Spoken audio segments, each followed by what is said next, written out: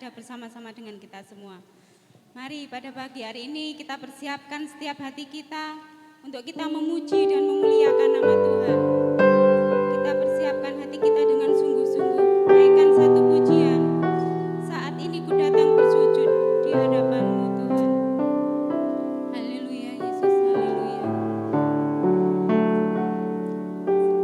Haleluya Yesus.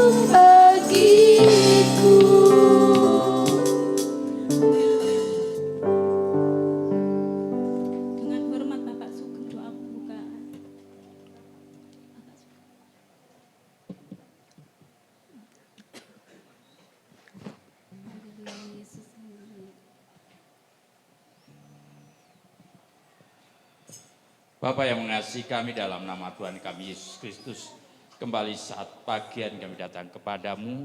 Biarlah anugerah-Mu yang besar melimpah atas jemaat-Mu pada saat pagi ini. Sebelum kami memuliai ibadah kami, biarlah Engkau tutup bungkus kami dengan kuat kuasa Tuhan. Biarlah kasih anugerah Allah tetap mengalir dalam kehidupan kami. Terima kasih Bapa, terima kasih kami serahkan buat setiap anak-anak-Mu yang ambil bagian dalam pelayanan. Biarlah Engkau memberkati mereka, kiranya Engkau turut campur tangan dalam kehidupan mereka, biarlah Engkau sembunyikan di bawah kasih-Mu, kiranya damai sejahtera Allah, sukacita Allah mengalir dalam kehidupan mereka. Terima kasih kami serahkan buat setiap jemaat-Mu yang belum hadir, biarlah Engkau memberkati mereka, biarlah ibadah kami menjadi ibadah yang berkenan di hadirat Tuhan, dan biarlah Engkau pimpin ibadah kami dari permulaan, pertengahan hingga akhirnya. Kiranya Engkau Allah tetap turut campur tangan di dalam nama Yesus. Haleluya, amin. Terima kasih, puji Tuhan. Mari kita menyukakan hari Tuhan dengan kita naikkan satu pujian Heaven You Shalom Aleihim. Kita mau naikkan pujian dengan menggerakkan badan kita supaya tidak kaku ya. Sambil berolahraga kita naikkan pujian Heaven You Shalom Aleihim. Haleluya. Heaven You Shalom Aleihim. Heaven You Shalom Aleihim. Heaven You Shalom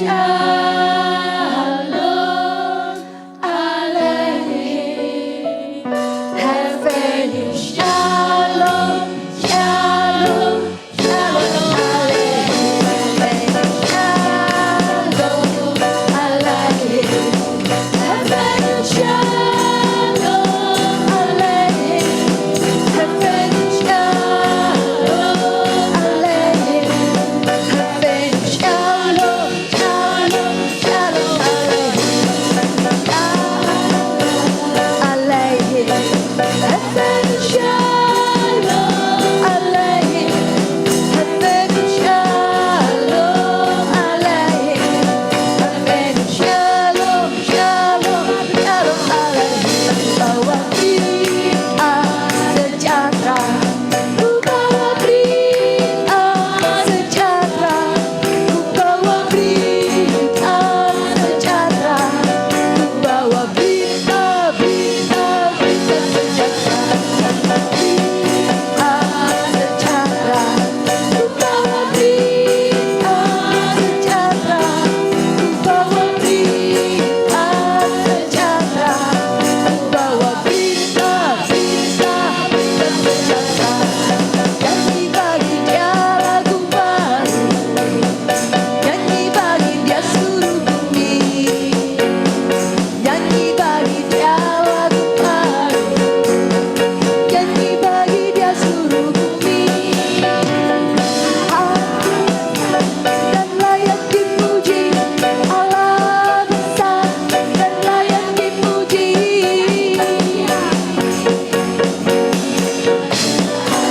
Bersukacitalah dalam Allah, oh Israel.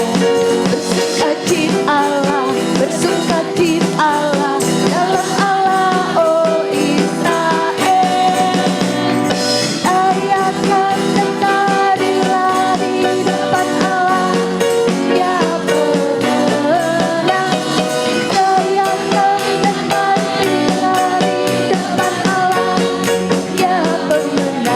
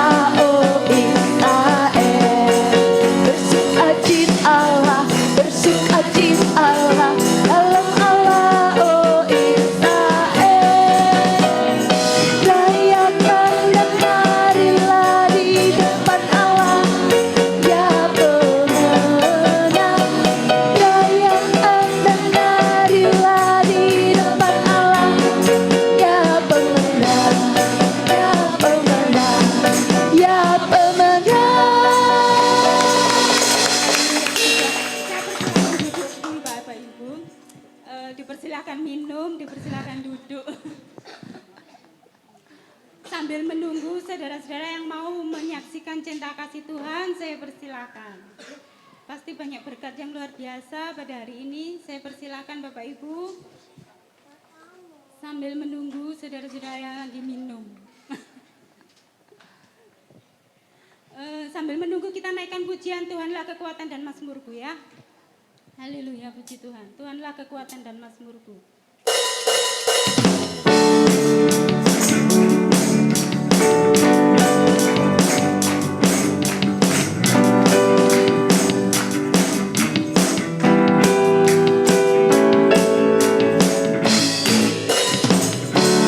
Tuhanlah kekuatan dan mazmurku.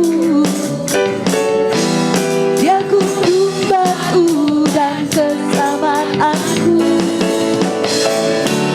Hanya padamu hatiku percaya.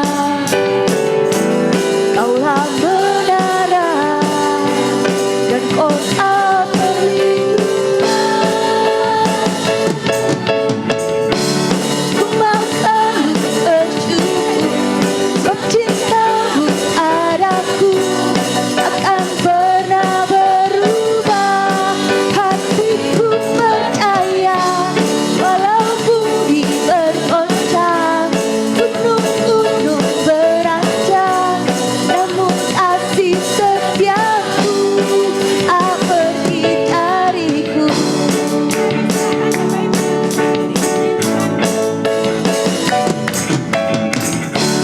Tuhanlah kekuatan dan mazmurku. Dia gunung batu dan keselamatanku. Hanya padamu hatiku percaya. Kaulah menara dan kota perlindungan. Ku mau selalu bersyukur sebab cintamu padaku takkan pernah berubah.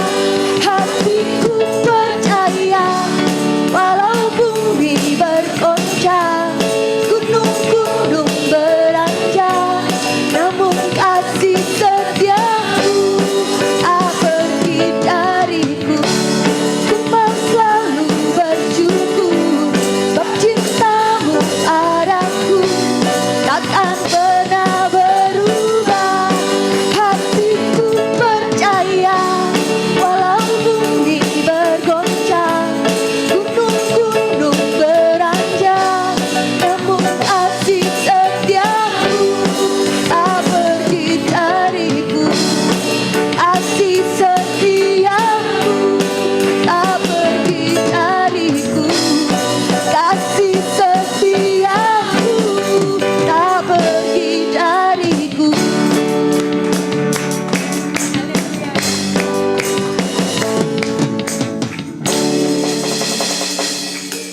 Ada Bapak Ibu? Kalau belum ada, kita persiapkan hati kita untuk kita menerima firman Tuhan. Kita naikkan satu pujian, hanya Engkau juru selamatku. Karena hanya Tuhan Yesuslah juru selamat kita. Haleluya.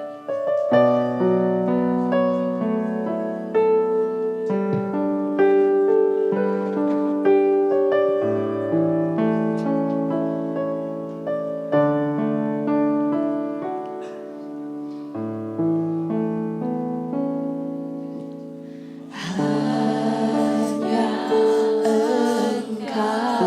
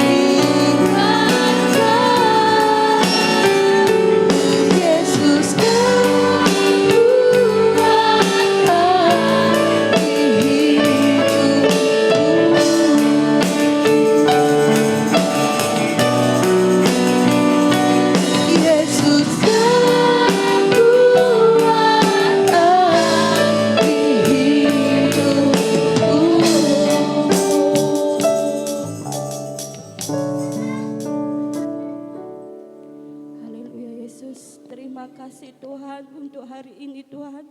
Terima kasih untuk penyertaan-Mu Tuhan. Terima kasih Yesus, Kau selalu ada untuk kami Tuhan. Engkau selalu ada untuk kami Yesus. Kau yang selalu melindungi kami Tuhan. Kau yang selalu memberikan kami kekuatan Tuhan. Tuhan, sebentar kami akan mendengarkan firman-Mu Tuhan. Berkati hamba-Mu yang akan menyampaikan firman-Mu Tuhan. Berkati kami juga yang mendengarkan firman-Mu Tuhan. Kau jadikanlah kami Tuhan seturut akan Engkau Tuhan. Terima kasih Tuhan, terima kasih Yesus. Terpujilah nama-Mu Tuhan Yesus. Haleluya, amin.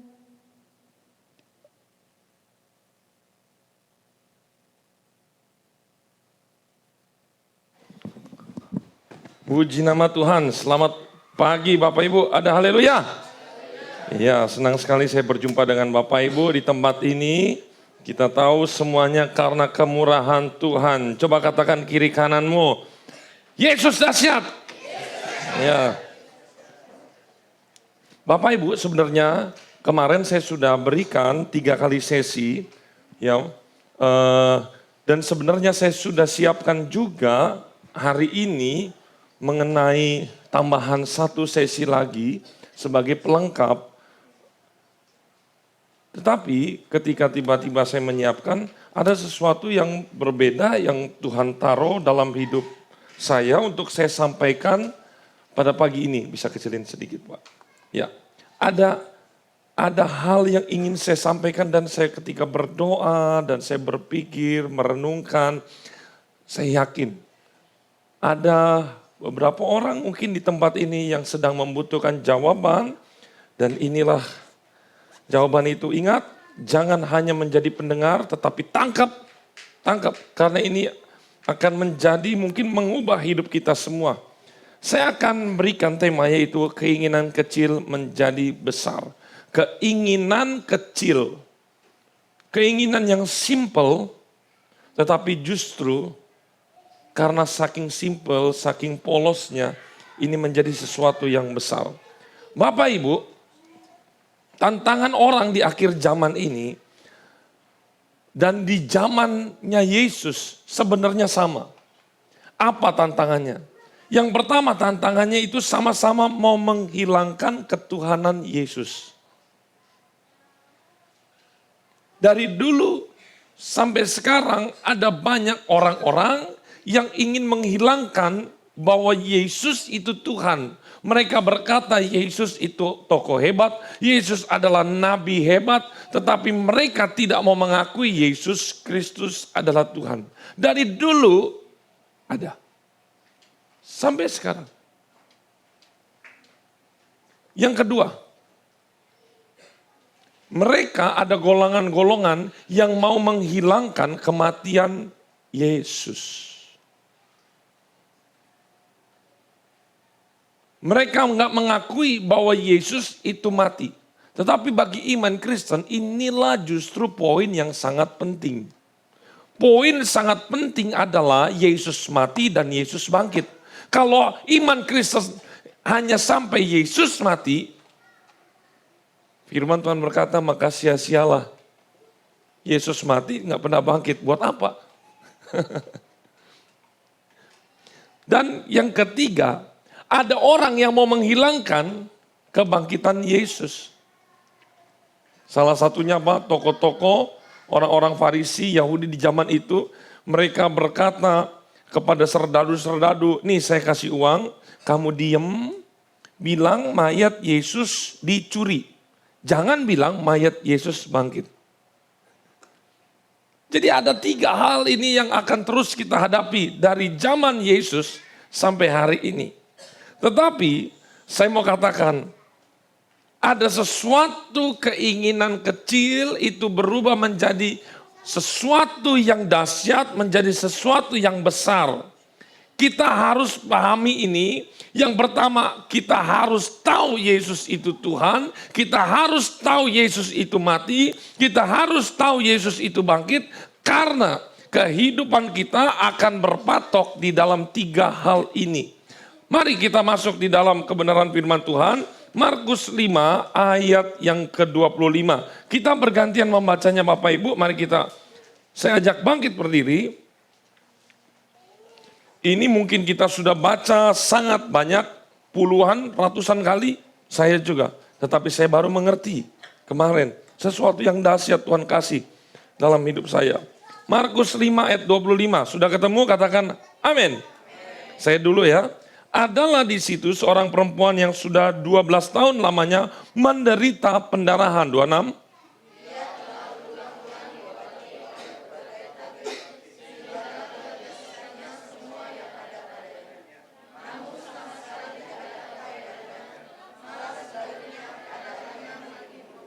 Dia sudah mendengar berita-berita tentang Yesus. Lihat ya, mendengar berita-berita. Dia udah tahu. Maka di tengah-tengah orang banyak itu, ia mendekati Yesus dari belakang dan menjamah jubahnya. Ayat 28.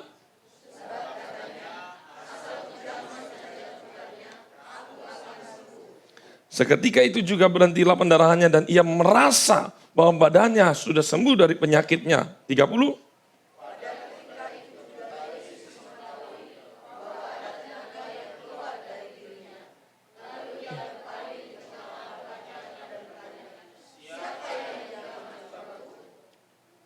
Ini nanti akan saya bahas, ini dahsyat nih. Ayat yang ke-31, murid-muridnya menjawab, engkau melihat ini murid-muridnya kayak ngejek ya. Bagaimana orang-orang ini berdesak-desakan dekatmu dan engkau bertanya siapa yang menjamah aku? Karena waktu itu banyak yang menjamah Yesus. Ayat 32.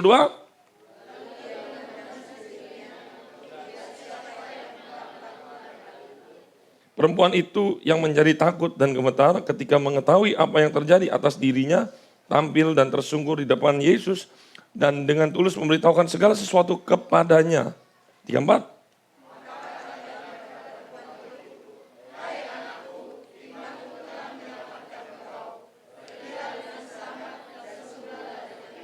Silakan duduk sambil persiapkan David videonya. Lihat di sini. Saya sudah berkali-kali baca ini. Tetapi ada sesuatu yang beda dan enggak usah nyalain hari ini khotbah saya pendek. Enggak usah tahap 1, tahap 2, tahap 3 apa. Cuman 1. Ini menjadi sesuatu yang dahsyat yang biasanya orang-orang berpikir, oh ini harus begini, oh ini harus begini. Tetapi tidak dengan wanita ini. Dan wanita ini juga tidak tahu, pengetahuan dia hanya sebatas hanya sedikit aja. Pengetahuan wanita ini lebih sedikit dibandingkan kita hari ini. Ingat ya Bapak Ibu. Jadi kalau kita bayangkan wanita ini pengetahuannya tentang Yesus hanya seujung kuku. Dia tahu dan mendengar bahwa Yesus bisa menyembuhkan orang. Bahkan dia enggak tahu apakah dia nabi, mungkin apakah dia Tuhan, walau alam. Mungkin kayaknya bukan dah Tuhan. Dia tahu hanya Yesus menyembuh. Biasanya siapa yang menyembuhkan? Kalau yang tugas menyembuhkan siapa? Dokter, tabib, seperti itu ya. Dan mungkin dengan video ini Bapak Ibu bisa melihat, bisa tolong dimatikan yang di belakang, coba diulangi lagi. Bapak Ibu bisa lihat dah. Ini udah pertama ya? Dibesarin lagi Pak. You! I know you! Get away from him! Stop it, please. Rabbi Yossi! Rabbi Yossi! This woman bleeds. She is unclean. We removed her. Please, I promise I won't touch him. I just need to. Woman, please. We can help you, but not now. Sorry. Try tomorrow. Oh, please, just a moment. Just God.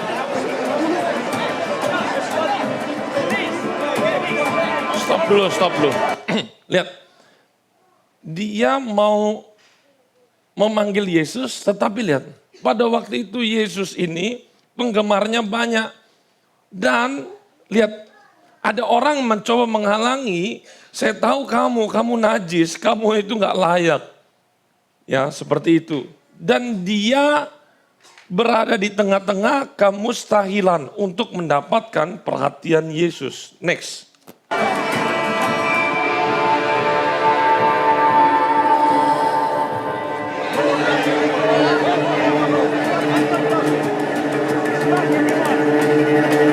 Stop. Sini. Lihat. Yesus tidak ada punya rencana apapun untuk menyembuhkan wanita ini. Karena rencana planningnya Yesus kemana? Ke anaknya Yairus. Dia tiba-tiba kaget. Wah, ada apa ini? Lihat. Kemanusiaan Yesus, dia tidak tahu ada apa ini. Kenapa tiba-tiba ada sesuatu yang terjadi. Next.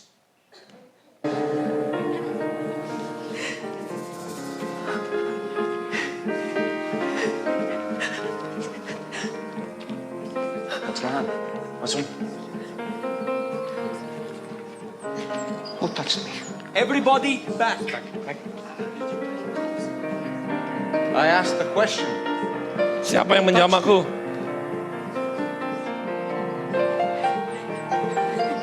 Master, the crowds are pressing in all around you like this and you're asking who touched you? Ada banyak yang menjamah engkau. Someone touched me. Yesus berkata, ada yang menjamah saya. Power went out of me. Ada kuasa yang keluar. Wanita ini ketakutan. Stop. Tahu nggak kenapa? Karena resikonya besar. Bukan karena dia nggak mau mengaku. Dilempari batu. Seorang najis tidak boleh bersentuhan dengan orang yang tahir. Itu hukumannya mati. Lempar batu sampai mati. Dia takut. Next. Whoever touched me, come forward. Teacher. It was me. Just the fringe of your garment, only the edge. I promise. You're not unclean. Engkau tidak akan najis, hanya ujung jubah saja katanya. Why my garment? Kenapa jubahku? I know I shouldn't have asked. But if you touched me, it would make you ritually unclean according to the Kalau law. wanita ini menyentuh dia, Yesus akan najis. For 12 years, I bled and went so bad. But I believed if I could just touch a piece of your garment. And I was right. I was right. Thank you.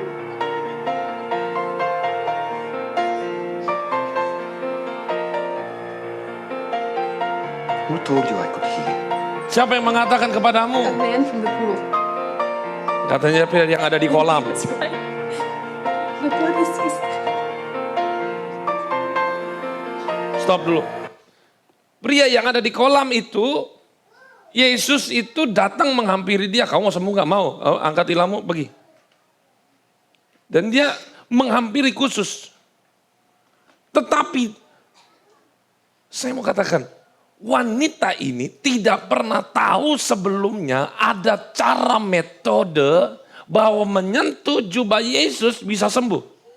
Enggak ada, di kamus enggak ada. Di sebelum pengetahuan itu enggak ada. Saya mau tanya, kalau kita mau sembuh, kita harus berdoa. Itu kan kamusnya, pikiran kita. Sudah terset, kalau kita mau sembuh, kita berdoa, kita minta. Tapi ini tidak ada di dalam kamusnya, pegang ujung jubah. Bukan pegang jubahnya, ujungnya. Itu enggak ada di kamus manapun. Tetapi ini tiba-tiba muncul. Next, nanti saya jelasin.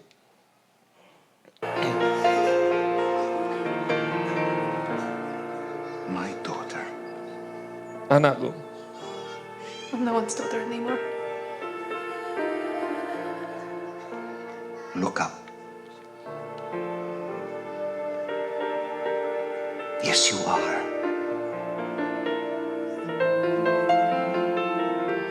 Daughter. It wasn't my piece of clothing that healed you. Bukan pakaianku yang menyembuhkanmu. But it was instant. I felt it right away. I know, but it wasn't this. It was your faith. Lihat, iman. Teacher, She was bleeding so long. We can take her. She is clean. Dia bersih.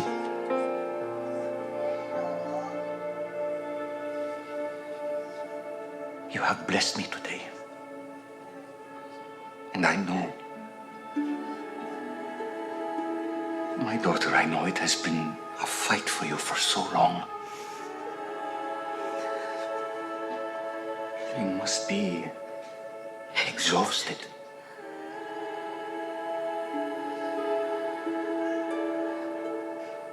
Go now in peace. Your faith has made you well. Imanmu telah menyelamatkan.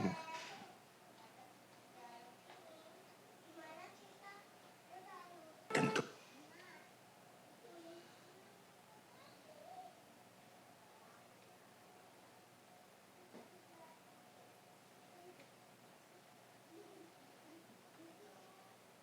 Cabut dulu, masukin. Ya.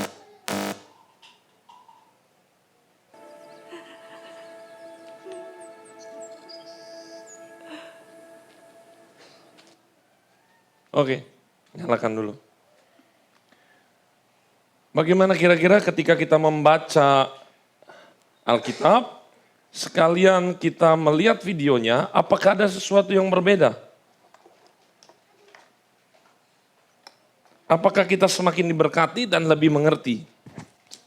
Saya mau katakan, Bapak Ibu, kesalahan orang-orang di zaman Yesus berpikir. Ini dia yang pertama. Agama berkata kamu najis. Orang najis tidak boleh bersentuhan dengan sesuatu yang tahir. Itu haram hukumnya. Itu agama. Tetapi Lukas 5 ayat 32 berkata, aku datang bukan untuk memanggil orang benar, tetapi memanggil orang berdosa supaya mereka bertobat. Bukan hanya mereka diampuni dosanya, tetapi ada satu tingkatan lagi. Diampuni dosanya dan bertobat. Mungkin orang-orang berpikir, saya ini kotor, saya ini najis, saya tidak layak datang kepada Tuhan, saya tidak layak datang ke gereja.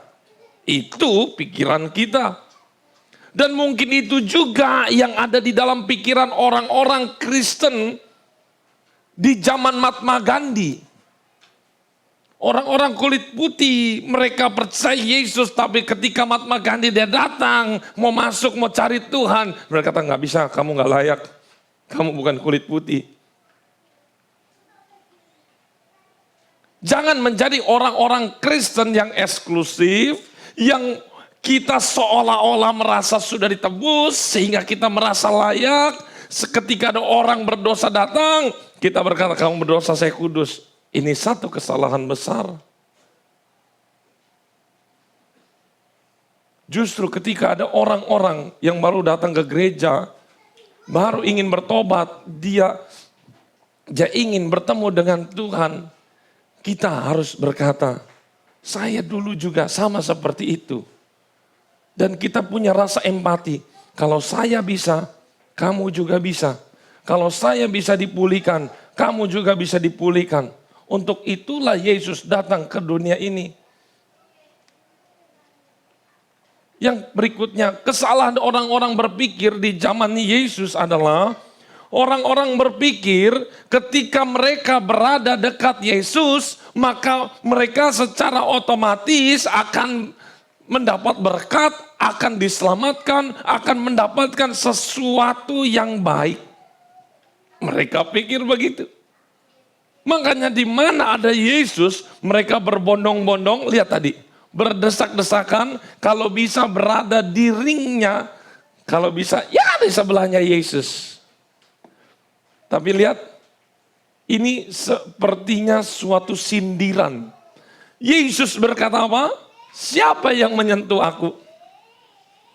Orang-orang murid-murid berkata, Tuhan, dari tadi loh, ini orang-orang ini. Di sekitarmu ini, Dari tadi di sebelah engkau, yang megang engkau juga banyak. Kenapa engkau berkata seperti itu? Ini sindiran. Kenapa? Yesus mau menyindir. Kamu berada dekat-dekat dengan saya, tapi mana yang kamu dapat? 0-0. Percuma kamu dekat-dekat dengan saya, kemana saya pergi kamu ikut, tetapi tidak ada hasil, 0. Yesus mau menyindir, siapa yang menyentuh saya? Artinya di dalam pikiran Yesus, tidak ada yang benar-benar menyentuh dirinya. Kamu dekat boleh, tetapi engkau bisa sampai di hatiku, belum tentu. Berada dekat dengan saya silakan. Hanya dekat. Tetapi yang diakui. Artinya apa? Yesus mau berkata, semua orang yang di dekat saya tidak ada iman. 0-0. Tapi wanita yang udah jauh-jauh, cuman ujung aja, dialah yang menyentuh saya. Yesus nggak anggap orang di sekitarnya. Lihat. Oleh karena itu firman Tuhan berkata, bukan setiap orang yang berseru kepadaku, Tuhan, Tuhan akan masuk ke dalam kerajaan surga, melainkan dia yang melakukan kehendak Bapakku yang ada di surga. Kalau kita ingin diselamatkan, kalau kita ingin diberkati, jangan hanya datang ke gereja, jangan hanya datang berkerumun, tetapi sampai Yesus berkata, siapa yang menyentuh saya? Ini dalam loh pengertiannya. Yesus sampai mengucapkan siapa yang menyentuh saya. Misalnya contoh, saya ingin ke kiri. Ini, saya ingin tumpangin tangan satu-satu.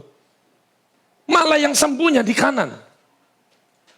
Loh, siapa yang nyentuh saya? Saya mau tumpang tangan, kenapa ada yang sembuh di sana? Lihat di sini. Satu sindiran keras. Orang boleh datang ke gereja, orang boleh menyanyi, orang boleh menyembah. Tapi ada berapa banyak orang yang datang dan pulang membawa berkat? Hanya orang-orang yang datang menyentuh Yesus. Ini keras firman Tuhan ini. Jangan hanya datang, diam, pasif, tunggu disamperin Yesus. Kita jual mahal, Yesusnya murah karena Yesus menghampiri saya. Tidak bagi wanita ini. Yesus dia sudah pergi. Wanita ini dia kejar. Dapat. Sesuatu yang dahsyat di sini. Ini belum saya kasih tahu rahasianya. Kesalahan orang-orang berpikir di zaman Yesus, orang-orang berpikir kesembuhan datang dengan cara Yesus menumpangkan tangan. Ini ada ayatnya. Coba Bapak Ibu baca Markus 5 ayat 22, 1, 2, 3. Datanglah, ini ya, ayat sebelumnya loh ya, ayat sebelumnya. Ini motivasi Yesus ingin datang ke sini. 1, 2, 3. Datanglah seorang kepala rumah ibadat Yairus. Ketika ia melihat Yesus, tersungkurlah ia di depan. Ini permintaan dia. Dan memohon dengan sangat, anakku perempuan sedang hampir mati. Datanglah kiranya dan letakkanlah tanganmu atasnya supaya ia selamat dan tetap hidup. Ini konsep berpikir agama. Konsep berpikir orang-orang di zaman sekarang juga. Ketika kita sakit, kita, Tuhan tolong, ulurkanlah tanganmu, tumpangkan tanganmu, jamalah saya.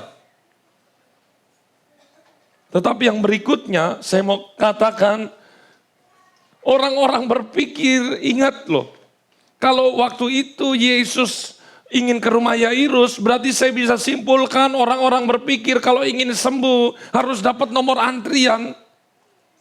Kalau kita ke dokter yang rame, dapatnya antrian nomor berapa? Ibu Soleha nomor 37. Waduh ini masih nomor 6. Nomor 37 jam berapa? 3 jam lagi. 3 jam lagi. Nunggu panjang. Sangat panjang nih. Apalagi kemarin tuh yang di mana ya? Menyembuh alternatif itu yang ibu-ibu tuh. Sampai buka kos-kosan berhari-hari loh.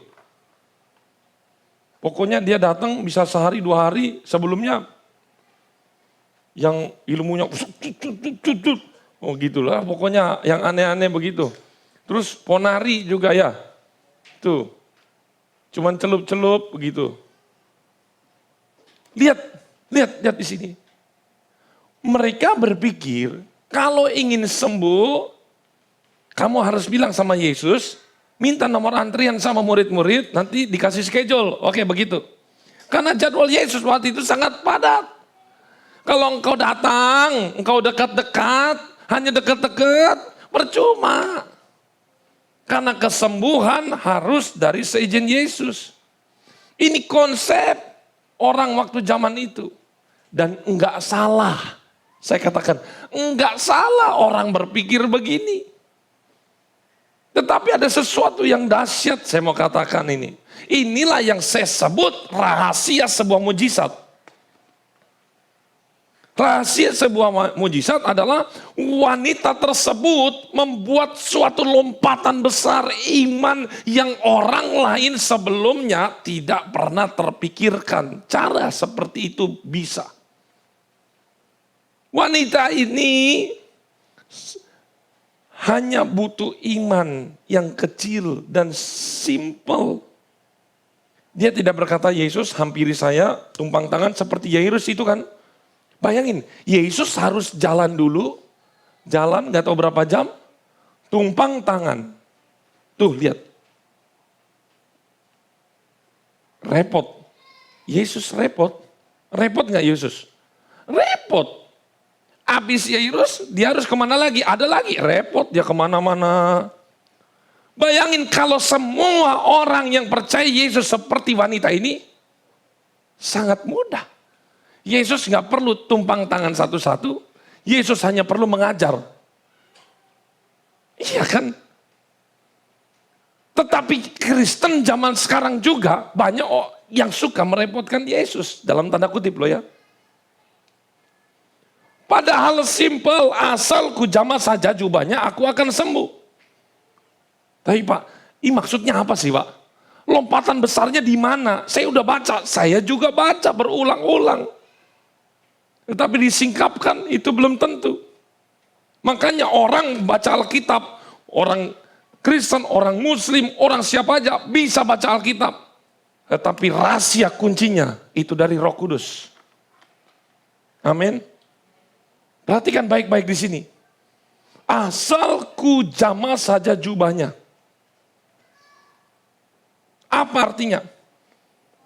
Orang Kristen seringkali sama seperti iman Yairus, meminta. Sekali lagi, meminta Tuhan Yesus menjamah baru terjadi mujizat. Sama kan? Kita berdoa juga, saya juga, Tuhan tolong jamah saya, sembuhkan saya. Itu. Padahal dari 2000 tahun lalu Tuhan udah kasih tahu. Ada cara yang di luar engkau meminta. Tapi cara perempuan ini, dia tidak meminta Tuhan menjamah dia. Apakah dia berkata, Tuhan jamah saya? Enggak. Sekali lagi, wanita tersebut tidak pernah meminta Tuhan menjamah. Tetapi dia sendiri yang datang dan dia sendiri yang menjamah dan dia sembuh. Loh kalau begitu kesembuhan datang dari wanita ini? Bukan. Firman Tuhan berkata, kesembuhan itu datangnya dari apa? Iman wanita ini kepada Yesus. Ini harus dipertegas. Wanita ini punya iman, saya percaya ketika saya jamah, saya sembuh. Beda lagi dengan Tuhan tumpangkan tangan. Saya tumpangkan tangan, maka sembuh. Ini beda. Satu hal yang beda. Satu hal yang beda. Yang satu pasif karena Tuhan yang menumpangkan. Kita yang sakit kita menerima. Ini pasif. Kita menerima kesembuhan. Wanita ini meskipun dia sakit, dia yang ngejar-ngejar Tuhan. Pegang, saya sembuh. Beda. Beda nggak Bapak Ibu? Beda, ini beda. Oleh karena itu saya mau katakan rahasia sebuah mujizat, jangan tunggu Tuhan menjamahmu. Ini harus pengertiannya dalam. Dengan tanda kutip. Tetapi punya tekad harus ketika kita berdoa kepada Tuhan. Kita itu harus punya iman yang aktif. Punya tindakan yang aktif. Ketika kita menyembah Tuhan, jangan Tuhan tunggu jamah sayalah yang harus ke sana. Memang dengan tubuh tidak bisa. Tetapi dengan roh yang ada di dalam kita, kita akan bisa menembus kerajaan sorga. Itu saya yakin. Oh, kok Om Jerry kok serasa sok paling rohani, sok paling suci. Saya ketemu ayatnya. Ayat pamungkas. Yang dimana kita akan dilayakkan datang kepada Tuhan.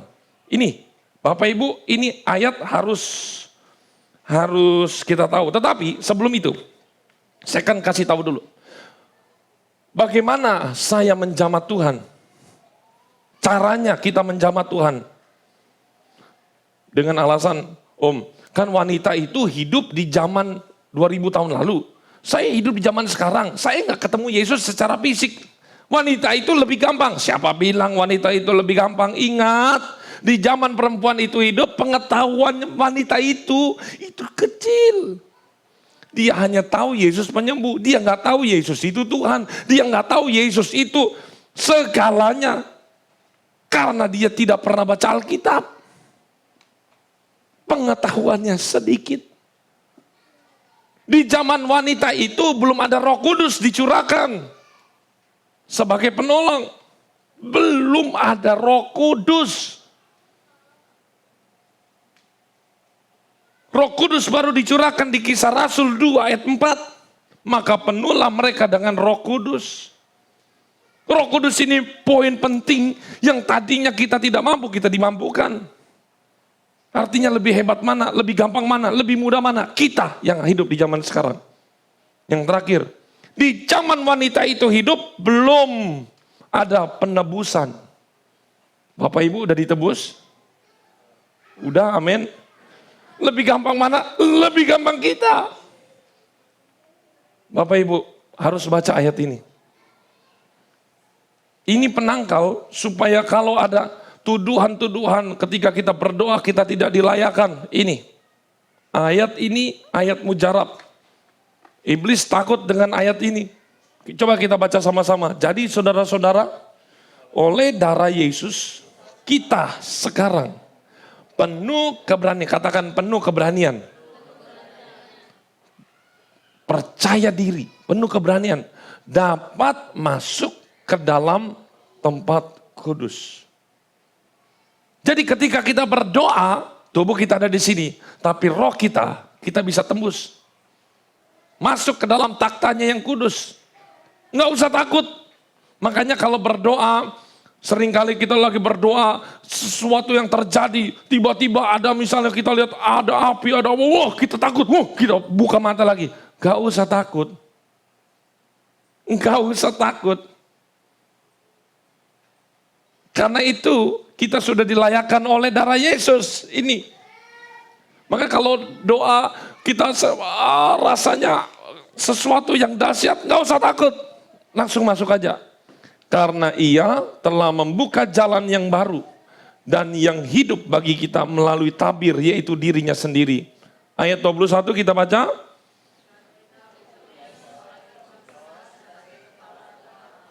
Karena itu marilah kita menghadap Allah dengan hati yang tulus, ikhlas, dan keyakinan iman yang teguh. Tuh lihat. Keyakinan iman yang teguh. Di sini dikatakan marilah kita menghadap.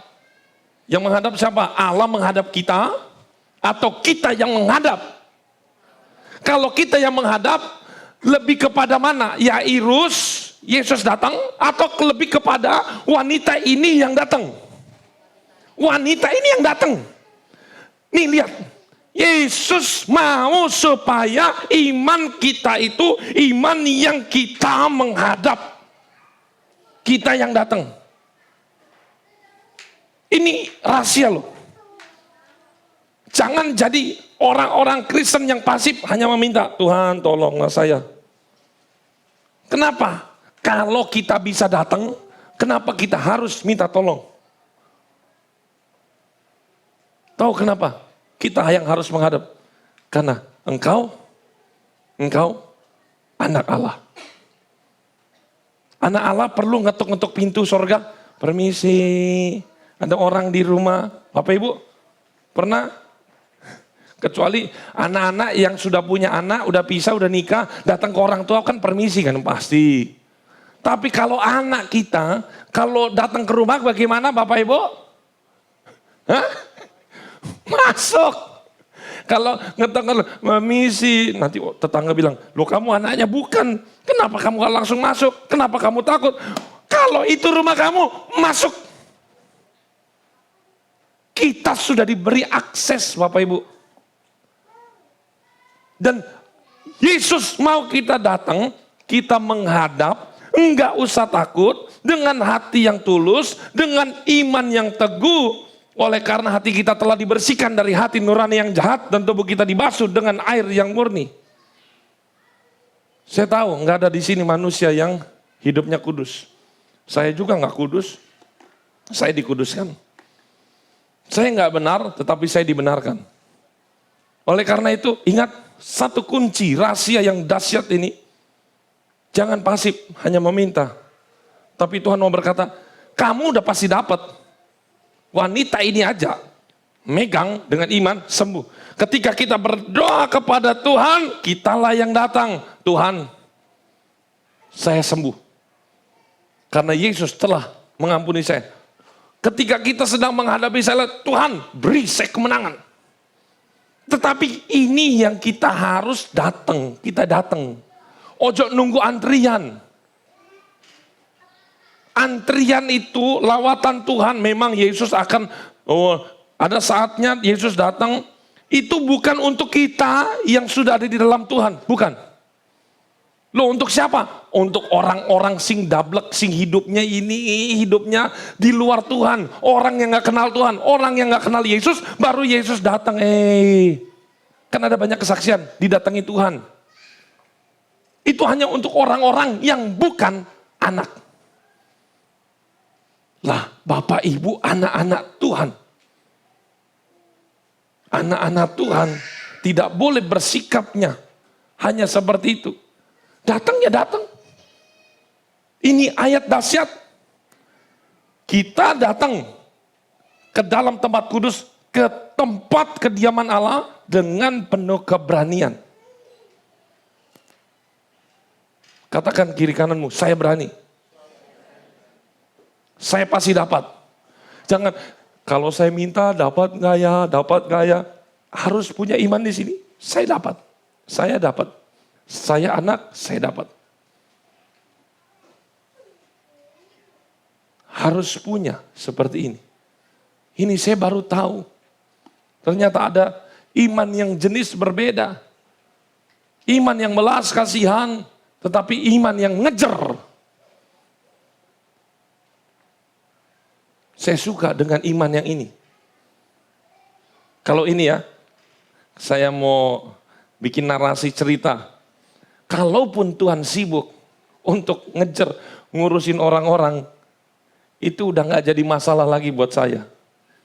Karena saya tahu kuncinya, surga itu punya saya. Surga itu punya kita semua. Kalau kita ingin mendapat sesuatu, masuk. Saya tahu Tuhan itu gak pernah sibuk. Tetapi minimal ringankanlah dengan pola pikir kita itu. Oh saya benar-benar anak Allah. Bahwa saya orang-orang ditebus oleh Tuhan. Kalau kamu minta, kamu pasti dapat. Firman Tuhan udah kasih tahu, minta dapat. Ini semuanya akses, 2-3 orang berdoa atas nama kau akan menerimanya. Ada banyak ayat. Tetapi kita masih pasif. Tuhan minta, Tuhan. Sama seperti orang-orang yang tidak percaya meminta belas kasihan. Berubah mulai hari ini. Cara berdoa, cara meminta. Anak-anak Tuhan tidak pernah memelas yang bagaimana melas. Seperti orang di pinggir. Kita anak raja. Punya kebanggaan tersendiri. Saya yakin, saya percaya. Siang hari ini, kita akan diberkati oleh Tuhan. Saya nggak tahu masalah Bapak Ibu apa. Saya nggak tahu penyakit Bapak Ibu apa. Saya tidak tahu juga. Bapak Ibu punya segala sesuatu kepahitan. Bapak Ibu punya suatu masalah yang besar. Tetapi hari ini, saya mau katakan ada kabar gembira. Oleh darah Yesus, kita dapat masuk ke dalam ruang maha kudusnya Tuhan dengan penuh keberanian. Amin. Mari kita masuk di dalam doa.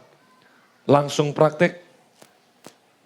Datanglah seperti wanita ini datang kepada Tuhan. Supaya terjadi mujizat. Supaya terjadi perubahan di dalam hidup kita.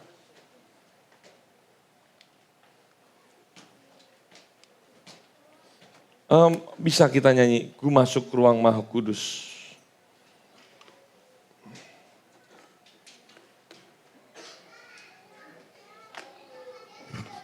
Ku masuk ruang maha kudus.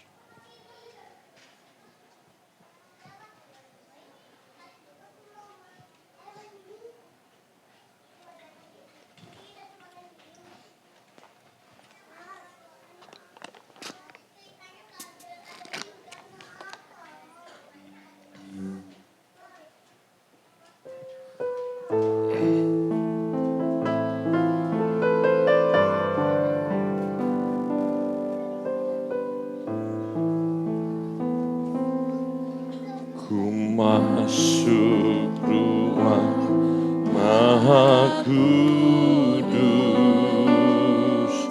dengan darah anak domba. Ku masuk dengan hati tulus menyembah yang maha kuasa. Ku masuk ruang maha kudus dengan darah anak. Ku masuk dengan hati tulus. Naik satu. Nama kuasa. Katakan, ku masuk ruang maha kudus.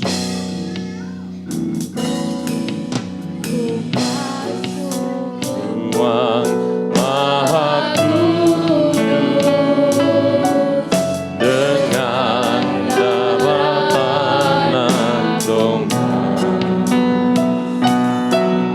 Ku masuk dengan hati tulus menyembah yang maha. Mari kita semua bangkit berdiri. Ku menyembahmu,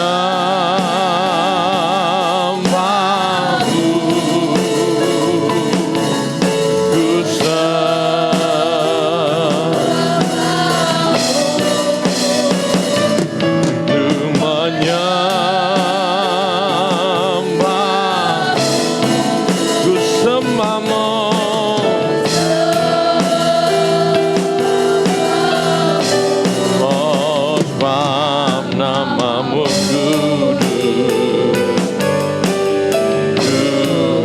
Next satu lagi. Tuhan, katakan pada siang hari ini ku masuk maha kudus dengan darah anak domba. Ku masuk dengan hati itu. Mari Mari kita masuk ruang Maha Kudus. Sekali lagi katakan, ku masuk ruang Maha Kudus. Ku masuk ruang Maha Kudus dengan darah anak domba. Ku masuk hati tulus menyembah, kami menyembahmu, ku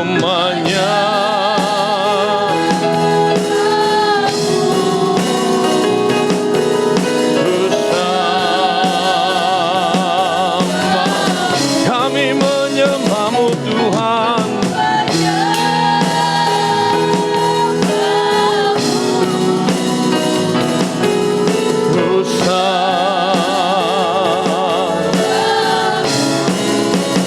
Bab namamu kudus, kudus Tuhan, ku menyembahmu,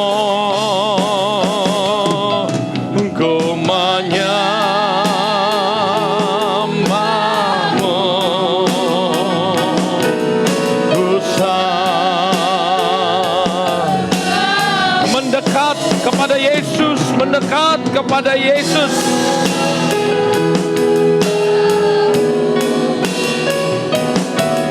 Ku sebab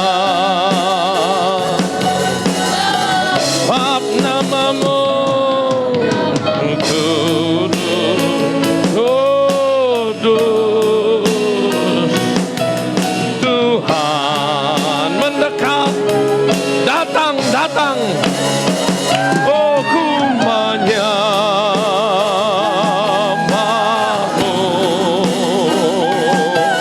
ku kejar hadirat Allah, kejar hadirat Allah. Ulabasakan darabatakan nebotabas.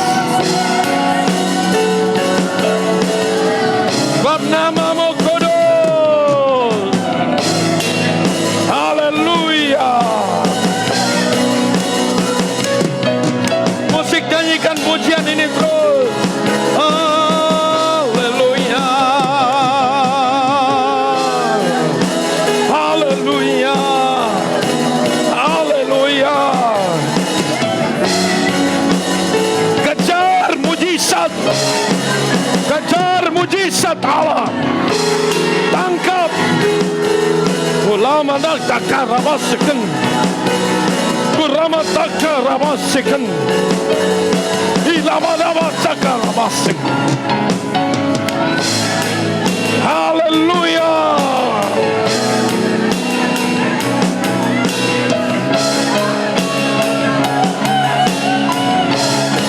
Ulama takar. Yesus.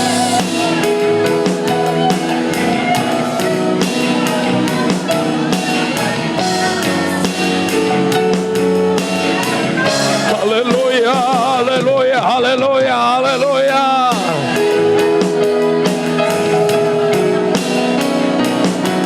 Haleluya, haleluya, haleluya.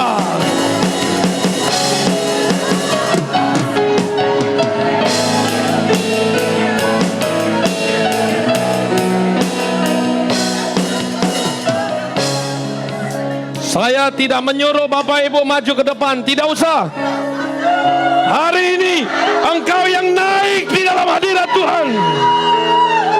Kejar hadirat Tuhan. Naik. Asal ku jama ujung jubahmu basisamu. Asal ku jama ujung jubahmu, aku pasti akan dipulihkan. Pasti ada mujizat. Naik di hadapan Tuhan. Tangkap hadirat Tuhan. Kejar hadirat Tuhan. Engkau dilayakan, Engkau dilayakan, Engkau diampuni, Engkau diampuni, Engkau dilayakan, dosamu diampuni, Engkau dilayakan.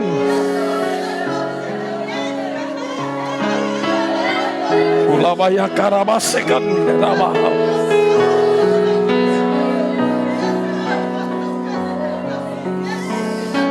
Saya layak menghadap hadirat Tuhan. Ulo sakarabatakan terbahan.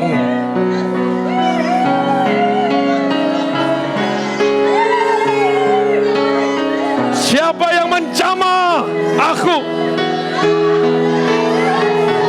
Siapa yang mencama aku? Biarlah pada siang hari ini di surga terdengar, siapa yang mencama aku?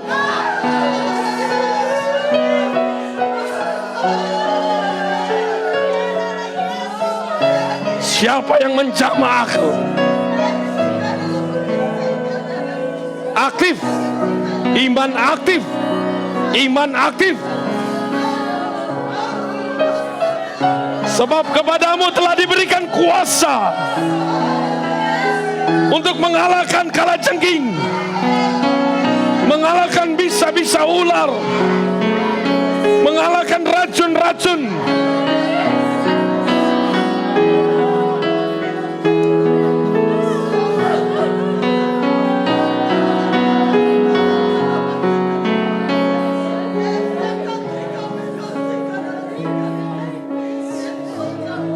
Haleluya.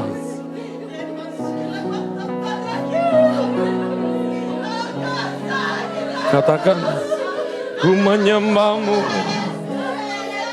ku menyembahmu,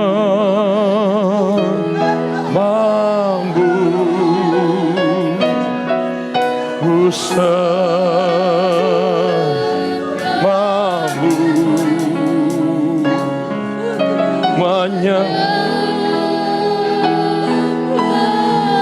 biarlah rohmu naik sampai takhta Allah, naik sampai takhta Allah. Ku menyembahmu, ku menyembahmu,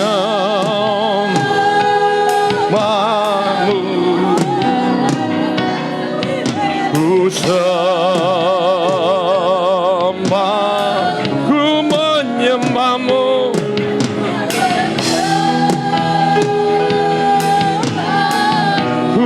Sembahmu, ku sembah.